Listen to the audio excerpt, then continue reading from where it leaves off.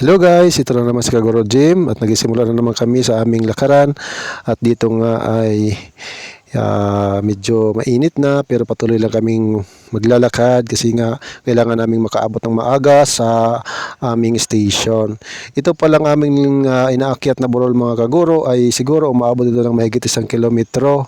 Hindi naman siya ganong mataas pero talagang nakakahingal talaga. Dito nga sa kalahati ng burol na ito ay nagpahinga muna kami ni Kaguro Raymond at patuloy lang kami. Ito nga, dumating na kami dito sa Sitio Kabungaan at hinintay namin yung isa naming kasamahan dito kasi may kukunin kami sa kanilang silid-aralan. Kukunin pala namin mga Kaguro yung plastic laminator kasi gagawa kami ng ID para sa mga bata. Ito nga, pinuntahan na namin yung kanilang classroom dito sa Sitio Kabungaan. Kasama pala namin dyan si Kaguro Raymond at si Kaguro Rex dahil siya yung nagbukas ng kanilang classroom.